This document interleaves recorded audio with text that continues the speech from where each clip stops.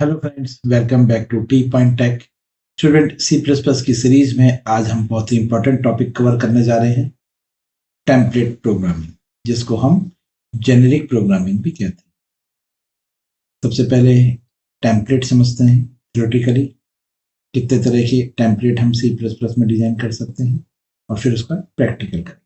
चलिए स्टार्ट करते हैं थ्योरी से। Student, template allows you to define the generic classes and generic functions and thus provide support for generic programming. अगर आपसे कहा जाए कि सी प्लस प्लस में आपको जेनेरिक प्रोग्रामिंग करनी है, तो आपको जेनेरिक प्रोग्रामिंग करने के लिए टेम्पलेट डिजाइन करनी पड़ेगी। स्टूडेंट, जेनेरिक प्रोग्रामिंग से मतलब है कि हम क्लासेस और फंक्शंस इस टाइप से डिजाइन करेंगे कि क्लासेस का कोई अपने आप में टाइप नहीं होगा, मतलब क्लास स्पेसिफिक नहीं होगी किसी चीज को लेकर। आप उस क्लास में इंटीजर भी स्टोर करा सकते हैं, कैरेक्टर भी स्टोर करा सकते हैं, फ्लोट भी स्टोर करा सकते हैं, even user defined data type भी स्टोर करा सकते हैं। मतलब आप एक ऐसा डेटा टाइप डिजाइन करने जा रहे हैं जो जेनेरिक है, जिसका कोई टाइप नहीं है। जिस टाइप की वैल्यू आप उसमें स्टोर कराएंगे, उस टाइप में वो ऑटोमेटिकली कन्वर्ट हो जाएगा डायनेमिकली रन टाइम। इसे कहते हैं जेनेरिक प्रोग्रामिंग। इसी तरह से आप जेनेरिक फंक्शन भी बना सकते हैं। फंक्शन का कोई टाइप नहीं है, मतलब कोई पैरामीटर उसका स्पेसिफिक नहीं है। जैसे कि आप एक फंक्शन बनाने जा रहे हैं ऐड, और आप चाहते हैं कि वो ऐड फंक्शन इंटीजर्स को भी ऐड करे, फ्लोट वैल्यूज को भी ऐड करे, इवन स्ट्रिंग वैल्यू को भी ऐड कर दे, कॉन्कैटिनेट कर दे। तो अब तक जो हम जेनेरिक प्रोग्रामिंग से पहले फंक्शंस डिजाइन करते थे, वो ओवरलोडेड होते थे। जैसे कि एक फंक्शन बनाया ऐड जिसमें पैरामीटर पास करे इंट इंट, एक फंक्शन बनाया ऐड जिसमें पैरामीटर पास करे फ्लोट फ्लोट, एक पैरामीटर बनाया ऐड सॉरी एक फंक्शन बनाया ऐड जिसमें आपने पास करे स्ट्रिंग स्ट्रिंग। यानी कि फंक्शंस के नाम तो आपने ऐड रखा है, लेकिन उनके पैरामीटर आपने अलग अलग रखे हैं। तो same name with different arguments known as overloaded functions. इन ओवरलोडिंग को एलिमिनेट करने के लिए, ओवरलोडिंग ना करनी पड़े फंक्शंस, हम टेम्पलेट बनाते हैं। टेम्पलेट जस्ट लाइक ये, जैसे हम बनाते हैं ना एक सांचा, एक डाई बना लिया आपने, फिर आप उसके थ्रू आप जितने चाहें प्रोसेस कर सकते हैं। इसी तरह से आपने एक ऐड नाम का टेम्पलेट बना लिया और उसमें 2 पैरामीटर पास कर दिए, लेकिन उन पैरामीटर का टाइप डिफाइन नहीं करा। ये टाइप रन टाइम पे डायनेमिकली डिफाइन होगा। जिस तरह की आप वैल्यू भेजेंगे, अगर आप इंट वैल्यू भेज रहे हैं तो ये दोनों पैरामीटर अपने आप में इंट टाइप हो जाएंगे। अगर आप करेक्टर वैल्यू भेज रहे हैं तो करेक्टर टाइप हो जाएंगे, फ्लोट वैल्यू भेज रहे हैं तो फ्लोट टाइप। तो इस टाइप की प्रोग्रामिंग जेनेरिक प्रोग्रामिंग कहलाती है। तो जेनेरिक प्रोग्रामिंग में आप जेनेरिक क्लास भी बना सकते हैं और जेनेरिक फंक्शंस भी बना सकते हैं, जिनको हम टेम्पलेट कहते हैं। क्लियर है? Generic programming is a technique where generic types are used as a parameter in algorithms so that they can work for a variety of data types. मतलब जेनेरिक प्रोग्रामिंग एक टाइप टेक्निक है जिसमें हम parameter जो हैं, जो उसमें हम यूज करेंगे, वो जेनेरिक होंगे, जो किसी भी वैरायटी ऑफ डेटा टाइप्स पे काम कर सकते हैं। अब तक जैसे आपने क्लास डिजाइन करी, उस क्लास में हमने लिख दिया इंट, एक करेक्टर एक फ्लोट। अब आप जब इस क्लास का ऑब्जेक्ट क्रिएट करेंगे ना, तो उस ऑब्जेक्ट में केवल आप इंटीजर करेक्टर फ्लोट ही स्टोर कर सकते हैं, क्योंकि आपने क्लास के अंदर डेटा टाइप जो आपने डिक्लेयर करे हैं उनका टाइप डिफाइन कर दिया। लेकिन अगर उन क्लास के पैरामीटर्स जो क्लास में आपने डिक्लेयर करे हैं वेरिएबल्स, उनका टाइप डेटा टाइप डिफाइन ना हो कि वो किस टाइप के हैं, तो फिर आप उसमें किसी भी टाइप की वैल्यू स्टोर करा सकते हैं ना। इसे कहते हैं जेनेरिक क्लास। क्लियर है? स्टूडेंट, एक नोट है, ध्यान रखिएगा। Templates are a way to allow functions and classes to use the same code for many different data types. मतलब टेम्पलेट्स आपको अलाउ करते हैं, फंक्शंस को अलाउ करते हैं, क्लासेस को अलाउ करते हैं कि वो सेम कोड जो आपने क्लास के लिए लिखा है, एक फंक्शन के लिए लिखा है, वो सेम कोड आपको सभी डेटा टाइप्स पे काम करे। जैसे आप एक एग्जांपल है, आप एक फंक्शन डिक्लेयर करना चाहते हैं शॉर्टिंग के लिए। अब आपके पास एक इंटीजर एरे है, एक करेक्टर एरे है, एक फ्लोट एरे है, और आप चाहते हैं कि ये असेंडिंग ऑर्डर में अरेंज हो जाए और आपको जेनेरिक प्रोग्रामिंग नहीं आती, तो आप पता है इसका सॉल्यूशन क्या करते हैं? आप ओवरलोडेड फंक्शन बनाते हैं, जैसे एक शॉर्ट नाम का फंक्शन बनाते हैं और उसमें इंटीजर एरे पास करते हैं। एक आप दूसरा फंक्शन बनाते हैं शॉर्ट नाम का, उसमें करेक्टर एरे पास करते हैं। तीसरा शॉर्ट नाम का फंक्शन बनाते हैं, उसमें फ्लोट एरे पास करते हैं। तो आपको सेम कोड, क्योंकि जो आप सॉर्टिंग के लिए कोड लिखेंगे, जो एल्गोरिथम आपकी लिखी जाएगी सॉर्ट करने के लिए एरे के एलिमेंट्स को, वो इंटीजर कैरेक्टर फ्लोट तीनों के लिए सेम लॉजिक होगा। मान के चलिए आप बबल सॉर्ट कर रहे हैं, आप चाहे इंटीजर एरे पास करें चाहे फ्लोट एरे पास करें, टेक्निक तो आप बबल सॉर्ट ही लगाएंगे, लेकिन आपको अलग अलग डेटा टाइप के लिए वो टेक्निक बार बार लिखनी पड़ रही है, ठीक है ना। एक शॉर्ट इंटीजर एरे के लिए एल्गोरिथम बबल सॉर्ट, एक शॉर्ट फ्लोट एरे के लिए एल्गोरिथम बबल सॉर्ट। तो आप चाहते हैं कि मैं इस एक ही फंक्शन लिखूं, अब चाहे उसमें मैं इंटीजर एरे पास करूं, चाहे कैरेक्टर एरे पास करूं, चाहे फ्लोट एरे पास करूं, वो एल्गोरिथम तीनों पे काम करे। तो वो एल्गोरिथम कैसी होनी चाहिए? स्पेसिफिक या जेनेरिक, यानी डायनेमिक? तो आप कहेंगे डायनेमिक होनी चाहिए। तो आपको डायनेमिक का मतलब हो गया एक जेनेरिक फंक्शन लिखना पड़ेगा जो सभी टाइप की एरे को असेंडिंग या डिसेंडिंग ऑर्डर में सॉर्ट कर दे। समझ में आ गया? तो हम एक जेनेरिक फंक्शन लिखेंगे, ठीक। तो जेनेरिक प्रोग्रामिंग में दो चीजें आप डिजाइन करेंगे, जेनेरिक क्लास और जेनेरिक फंक्शन, या कह दीजिए टेम्पलेट फंक्शन या टेम्पलेट क्लास। कीवर्ड टेम्पलेट है, जेनेरिक प्रोग्रामिंग के लिए जो कीवर्ड यूज करेंगे वो आप टेम्पलेट कीवर्ड यूज करेंगे। To declare a template use the template keyword followed by list of template parameters in a angular bracket. इस तरह से इसमें आप यहाँ पर इस तरह से पैरामीटर पास करेंगे। ये जो पैरामीटर होगा ना, ये जो पैरामीटर, इनका कोई टाइप नहीं होगा। जिस टाइप की वैल्यू आप यहाँ पर पास करेंगे उस टाइप में ही अपने आप को कन्वर्ट कर लेंगे डायनेमिकली रन टाइम पर। सिंटैक्स है, टेम्पलेट लिखना है, कीवर्ड है, फिर एंगुलर ब्रैकेट, फिर पैरामीटर 1, पैरामीटर 2, पैरामीटर 3, जितने भी पैरामीटर आपको पास कर, ठीक है। तो template can be represented in two ways, by function template और बाय क्लास। तो स्टूडेंट आज इस वीडियो में हम फंक्शन टेम्पलेट पहले कवर करेंगे, फिर उस फंक्शन टेम्पलेट को प्रैक्टिकली करते हैं और फिर क्लास टेम्पलेट, ठीक है।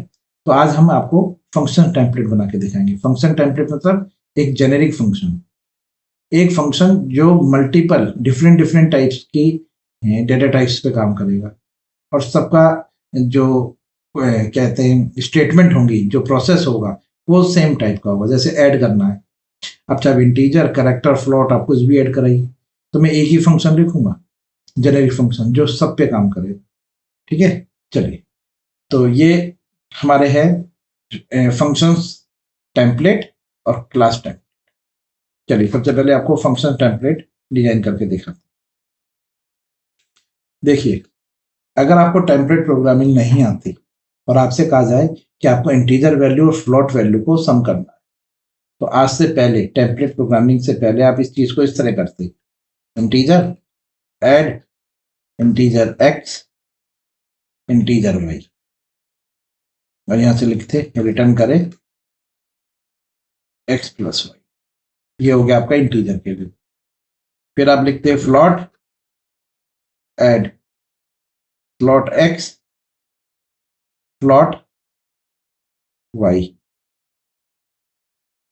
और फिर आप यहां लिखते हैं रिटर्न करें एक्स प्लस वाई। लीजिए, तो यहाँ पे आपने दो फंक्शन डिक्लेयर करें सेम नेम के।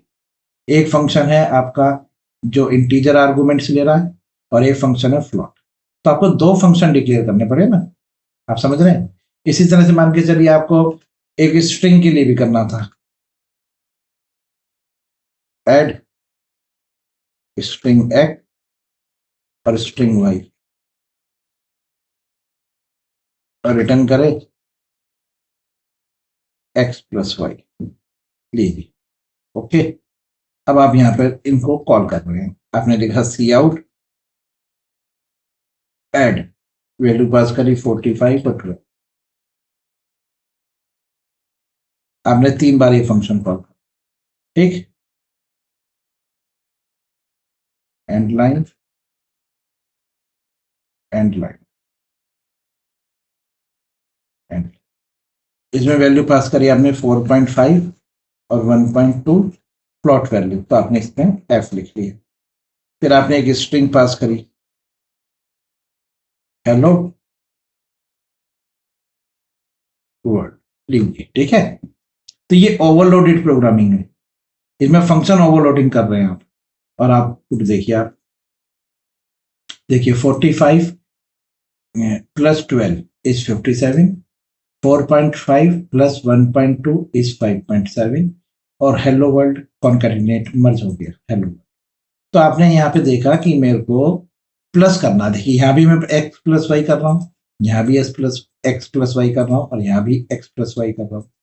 तो तीनों में कोड तो मैंने सेम लिखा ना, एल्गोरिथम तो सबकी सेम है, लेकिन पैरामीटर अलग अलग है। तो इसके लिए मुझे अलग अलग डेटा टाइप पे काम करने के लिए, प्लस करने के लिए, उनका एडिशन निकालने के लिए मुझे अलग अलग फंक्शंस लिखने पड़ते हैं। अगर मैं यहाँ पर टेम्पलेट प्रोग्रामिंग यूज करूँ, यानी जेनेरिक प्रोग्रामिंग यूज करूँ, तो एक ही फंक्शन ये आउटपुट दे देगा, ओवरलोडिंग आपकी एलिमिनेट हो जाएगी।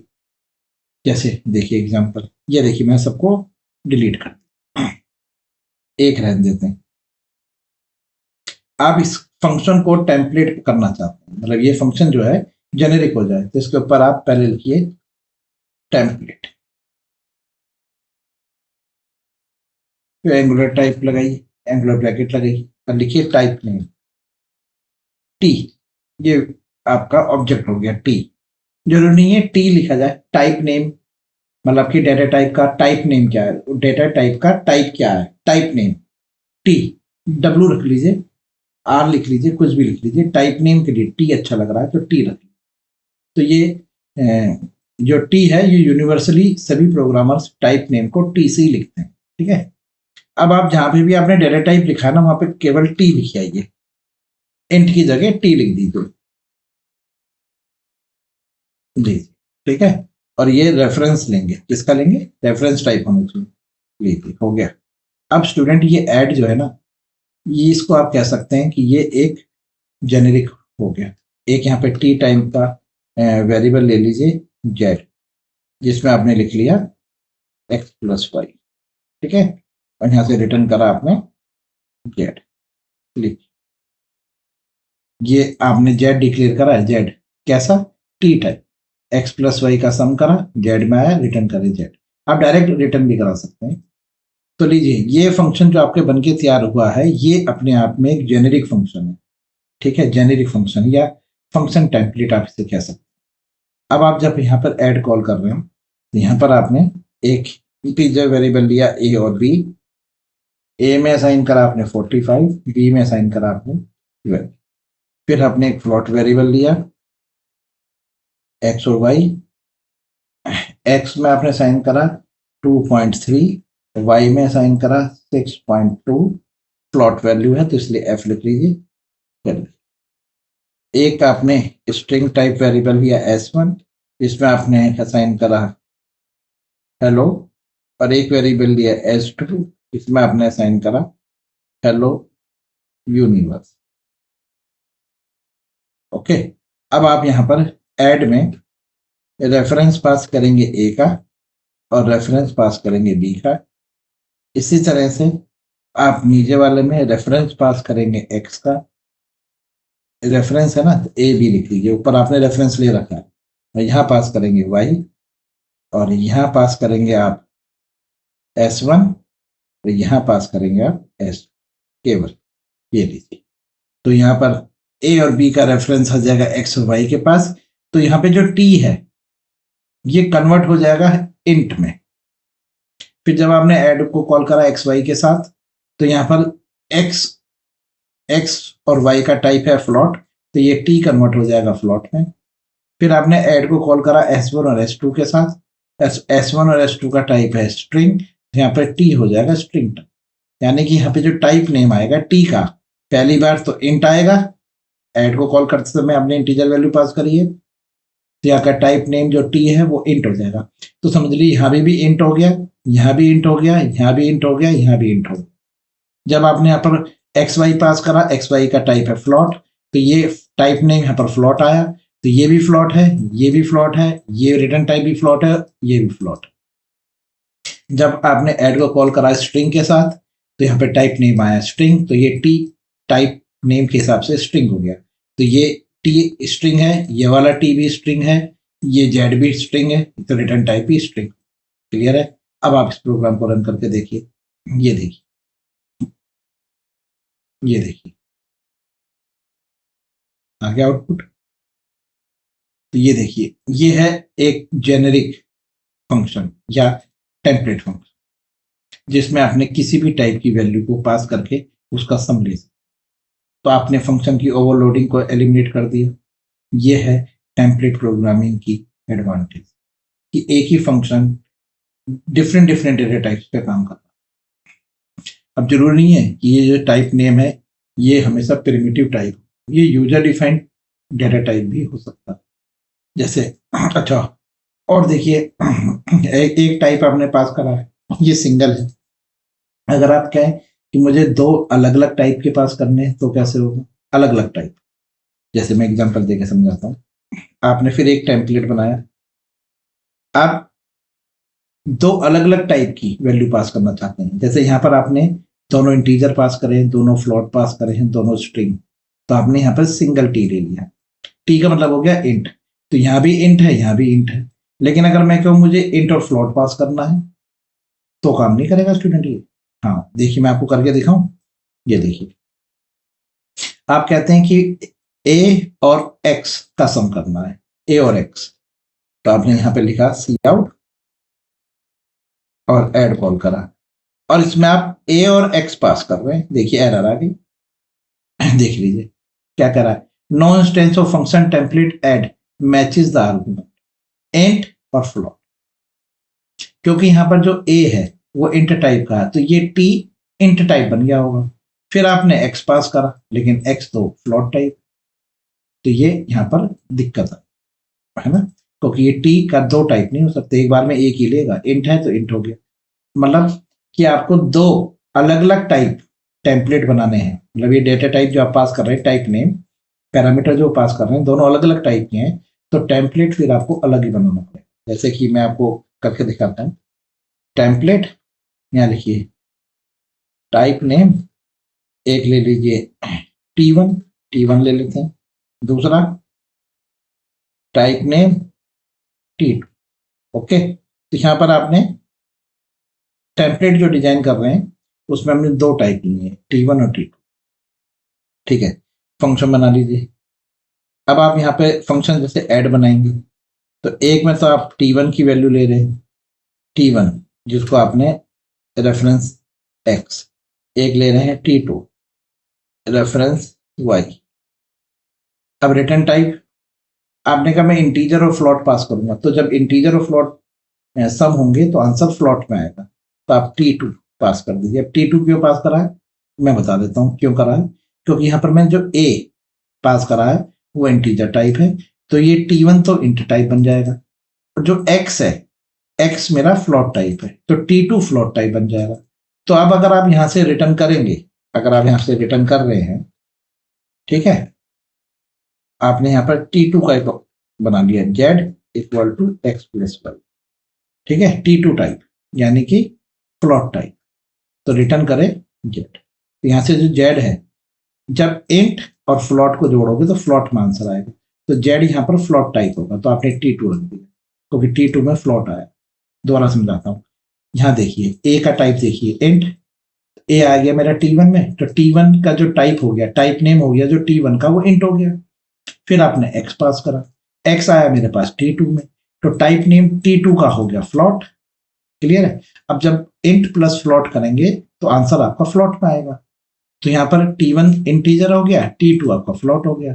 तो आपने टी2 टाइप टेम्पररी वेरिएबल लिया जेड, एक्स प्लस वाई करा, यानी कि int plus float, answer float में आएगा। अब इस फ्लोट को आपने रिटर्न करा, तो रिटर्न टाइप आपको फ्लोट टाइप लिखनी है, फ्लोट किस में, टी2 में, इसलिए रिटर्न टाइप में आपने टी2 रखा। अब ये टी2 रिटर्न होकर यहाँ पे प्रिंट करेगा। यहाँ पर जो आउटपुट आएगा, थोड़ा सा इसको अलग ले लेते हैं, जैसे ये लगा लिया एक, ठीक, लीजिए अब आप जब ऐड को यहाँ पर कॉल कर रहे हैं स्टूडेंट, तो यहाँ पर जो फंक्शन कॉल हो रहा है वो ये वाला ऐड कॉल हो रहा है जिसमें दो टाइप नेम है, यानी कि दो पैरामीटर के साथ। ये जेनेरिक फंक्शन दो पैरामीटर के साथ है, अलग अलग टाइप। लीजिए देखिए, ये आ गया 47.3। 47.3 कैसा आया? पहले ए की वैल्यू देखिए, ए की वैल्यू क्या है हमारे पास 45 और एक्स की वैल्यू है हमारे पास 2.3। तो 45 प्लस 2.3 इज 47.3। बिल्कुल सही आंसर आया। क्लियर है? तो आप टेम्पलेट फंक्शन दो अलग अलग पैरामीटर टाइप भी बना सकते हैं। क्लियर है? कोई डाउट? चलिए स्टूडेंट एक और आपको करके दिखाते हैं टेम्पलेट फंक्शन स्पेसिफिक टाइप, जो स्पेसिफिक होगा। ठीक है, जैसे मैं एक एग्जांपल देता हूँ। एक फंक्शन बना रहा हूँ मैं जिसमें मैं एक टेम्पलेट डिजाइन करता हूँ। टेम्पलेट सिंपल टेम्पलेट है और इसमें रखा है टाइप नेम टी। ओके, अब फंक्शन बनाया मैंने void show t x cout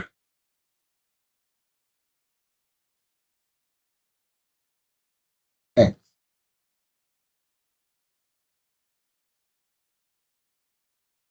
जी जी, ठीक है। अब ये जो सोर्स नाम का फंक्शन है स्टूडेंट, इसकी प्रॉपर्टी ये है कि किसी भी डेटा टाइप को शो करा देगा, मतलब प्रिंट करा देगा, कोई भी टाइप हो। जैसे कि जैसे एग्जांपल,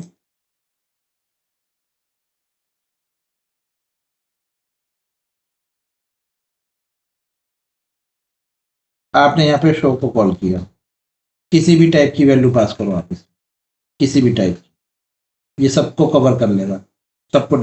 आपने 45 रखा, ठीक। अब देखते रहिए, आपने 4.5 रखा प्लॉट टाइप।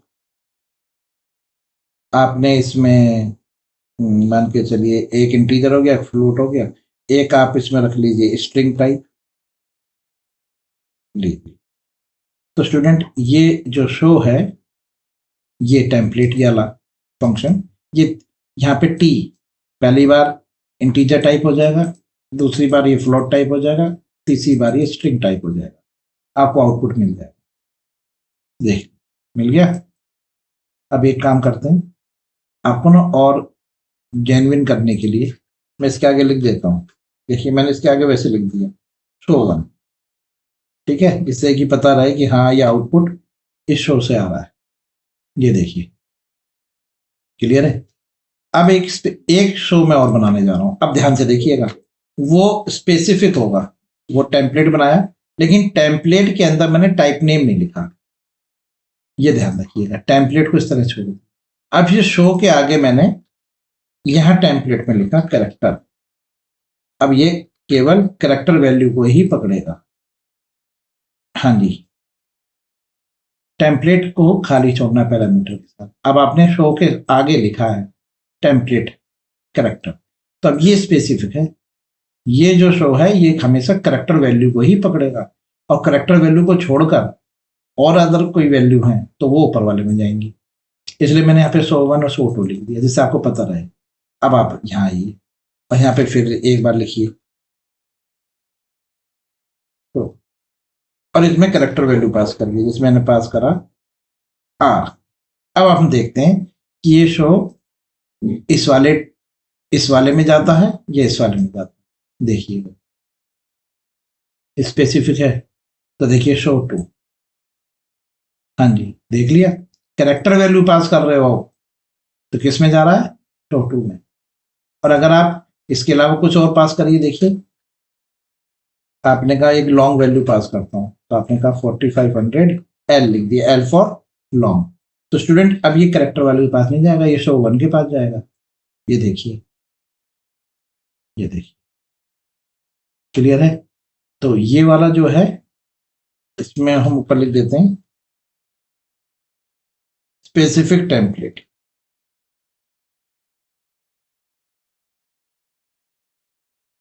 और स्टूडेंट ये वाला जो है, ये है जेनेरिक टेम्पलेट। दोनों में डिफरेंस समझ में आ गया ना? स्टूडेंट हम user defined template user defined data type भी टेम्पलेट में पास कर सकते। हाँ जी, आपने का क्या मतलब है, एक क्लास बनाई आप, एक क्लास डिजाइन करें, क्लास का नाम कुछ भी रख लीजिए, जैसे कि मान के चलिए मैंने क्लास का नाम रख दिया बॉक्स, कुछ भी नाम रख लीजिए। अब ये जो क्लास है, ठीक है, ये इसको मैं एज ए टेम्पलेट प्रोग्रामिंग में यूज करूंगा इस क्लास। तो आपने क्या करा, इसके ऊपर लिखा टेम्पलेट, और इसमें आपने क्लास टाइप लिख दिया, टाइप नेम टी। ओके, अब ये जो बॉक्स है ये एक टेम्पलेट क्लास है, ठीक। अब आप इसमें एक ऑब्जेक्ट टी का एक वेरिएबल डिक्लेयर करा, वैल्यू टी टाइप एक वेरिएबल आपने डिक्लेयर करा, वैल्यू प्राइवेट है।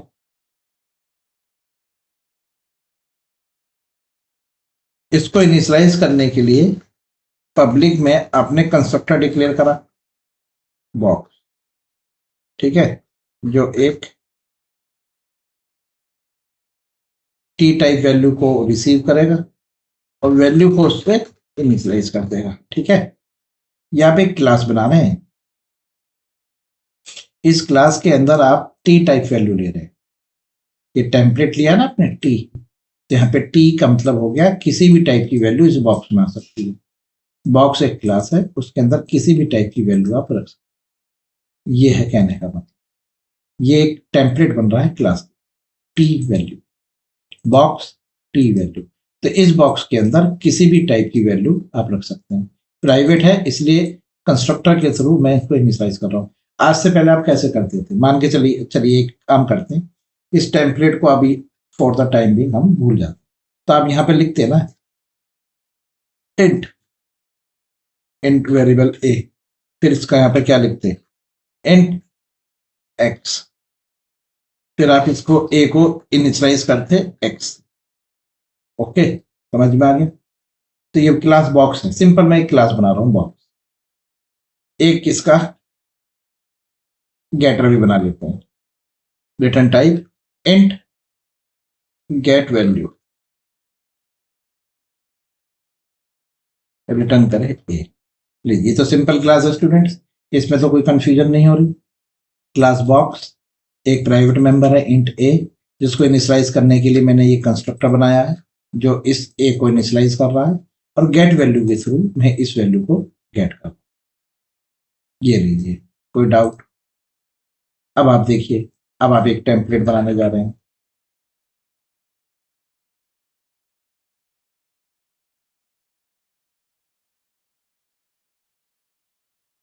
Name type name.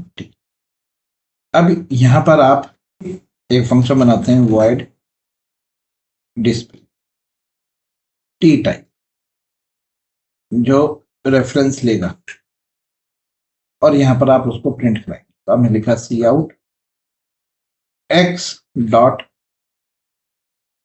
Get value,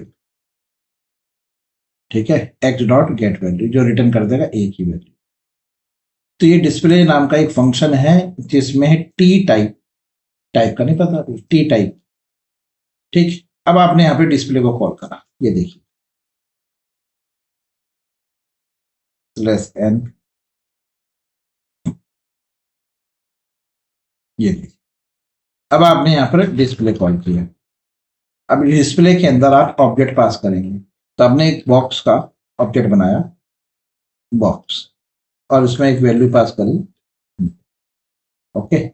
तो ये जैसे आपने यहाँ पर बॉक्स क्लास का ऑब्जेक्ट बनाया बॉक्स, और ये 100 पास करा, तो ये कंस्ट्रक्टर कॉल हुआ, यहाँ पर 100 आया, 100 को आपने ए में स्टोर करा, ठीक। अब आप डिस्प्ले में बॉक्स पास कर रहे हैं, अब देखिए ये बॉक्स जो आपने पास करा है ये इस डिस्प्ले में आएगा टी में, तो यहाँ पे टी का जो टाइप नेम हो गया बॉक्स हो गया, तो बॉक्स का रेफरेंस आ गया एक्स में, एक्स डॉट गेट वैल्यू क्या रिटर्न करके देगा आपको यहाँ से 100, तो यहाँ पर बॉक्स की वैल्यू आ गई। आप चाहें तो यहाँ पे बॉक्स लिख लीजिए जिससे कि आपको समझ में आता है। लीजिए ये देखिए, ये देखिए बॉक्स इक्वल टू 100 आ गया। यानी कि जरूरी नहीं है कि टेम्पलेट में जो टाइप नेम होगा वो हमेशा प्रिमिटिव टाइप होगा, आप यूजर डिफाइंड भी पास कर सकते हैं। स्टूडेंट अभी हम यहाँ पर क्लास में जब मैं इसके ऊपर टेम्पलेट लिख रहा था तो क्लास टेम्पलेट बना रहा था, लेकिन मैंने अभी तो इग्नोर कर दिया। अभी मैंने सिंपल एक क्लास बनाई है और उसको एक टेम्पलेट फंक्शन में पास करके दिखाया। क्लास टेम्पलेट मैं अगली वीडियो में कवर कर दूंगा, क्योंकि अगर मैं यहाँ पर क्लास टेम्पलेट और फंक्शन टेम्पलेट दोनों एक साथ लिखता तो थोड़ा सा कंफ्यूजन हो जाती, शायद आपको कोड समझने में दिक्कत होती। तो क्लास टेम्पलेट को हम फ्रेश वीडियो में कवर करेंगे एकदम। तो यहाँ पर एक सिंपल क्लास है स्टूडेंट, ये देखिए बॉक्स। अब इसी टाइप की एक मान के चलिए दूसरी क्लास लिख ली, कंट्रोल सी कंट्रोल बी। देखिए ये मैंने एक बॉक्स 1 रख लेते हैं, इसका नाम, किसका नाम रख लेते हैं, बॉक्स 1। ठीक है, बॉक्स 1। चलिए ये ले लिया मैंने बॉक्स 2। ठीक, तो देखिए स्टूडेंट दो क्लास हो गई, बॉक्स 1, ठीक, जिसमें जो गेट वैल्यू में करूंगा उसमें मैं स्क्वायर रिटर्न करूंगा। क्या रिटर्न करूंगा, स्क्वायर। और जो बॉक्स 2 है उसमें मैं क्यूब रिटर्न करूंगा। तो देखिए अब आपके सामने है, जो बॉक्स 1 है उसमें जो वैल्यू इंटीजर वेरिएबल ए की आएगी उसका मुझे स्क्वायर मिलेगा, और बॉक्स 2 में जो वैल्यू इंटीजर ए की आएगी उसमें मुझे क्यूब मिलेगा। अब देखिए यहां पर मैंने डिस्प्ले में एक बॉक्स 1 का ऑब्जेक्ट बनाया जिसमें मैंने पास करा 5। ओके, एक मैंने बॉक्स 2 का ऑब्जेक्ट बनाया जिसमें मैंने पास करा 3। अब मैं डिस्प्ले में बॉक्स 1 पास कर रहा हूं और उसी डिस्प्ले में मैं बॉक्स 2 पास कर रहा हूं। लीजिए अब देखिए इस डिस्प्ले के पास पहली बार बॉक्स 1 जाएगा, तो यहाँ पे डिस्प्ले में जो टाइप नेम आएगा टी का वो बॉक्स 1 आएगा, तो ये ऑब्जेक्ट बॉक्स 1 का है। अब आपने यहाँ पे बॉक्स 1 को कॉल करा तो बॉक्स 1 का जो गेट वैल्यू है, बॉक्स 1 की जो गेट वैल्यू है वो आपको स्क्वायर रिटर्न करेगी। ठीक है, फिर अगली बार आपने डिस्प्ले में बॉक्स 2 पास करा तो यहाँ पे जो टाइप नेम आया बॉक्स 2 आया, तो यहाँ पर ये जो ऑब्जेक्ट बना ये बॉक्स 2 का बना। फिर आपने कॉल करा गेट वैल्यू, तो यहाँ से बॉक्स 2 की गेट वैल्यू कॉल होगी जो आपको क्यूब रिटर्न कर। क्लियर है, समझ में आ गया। अब आप इसे रन करके देखिए, तो एक जगह तो आपको मिलने वाला है 5 का स्क्वायर और एक जगह मिलने वाला आपको 3 का क्यूब। ये देखिए, देख लीजिए, क्लियर है। 5 का स्क्वायर कितना आएगा, 5 5 जा 25 और 3 का क्यूब क्या आएगा 27। बिल्कुल सही आंसर आया। क्लियर स्टूडेंट, जी। तो स्टूडेंट ये थे आपके टेम्पलेट फंक्शन, या आप कह सकते हैं जेनेरिक। अगर ये वीडियो आपको समझ में आई, ये मेरे एग्जांपल्स जो मैंने आपको दिए हैं समझ में आए, तो इस वीडियो को अपने फ्रेंड्स के साथ शेयर करिए, लाइक करिए और कमेंट करिए। और अगर आप हमारे चैनल पर नए हैं तो प्लीज़ हमारे चैनल को सब्सक्राइब करें। नेक्स्ट वीडियो में हम कवर करेंगे जेनेरिक फंक्शन फॉर सॉर्टिंग। मैं आपको एक जेनेरिक फंक्शन लिख के दिखाऊंगा जो किसी भी टाइप की एरे को असेंडिंग या डिसेंडिंग ऑर्डर में अरेंज करते हैं। Generic function for sorting. इस वीडियो में इतना ही, और नेक्स्ट वीडियो में जेनेरिक सॉर्टिंग के बाद हम कवर करेंगे क्लास टेम्पलेट। चलिए तब तक के लिए goodbye, thank you very much.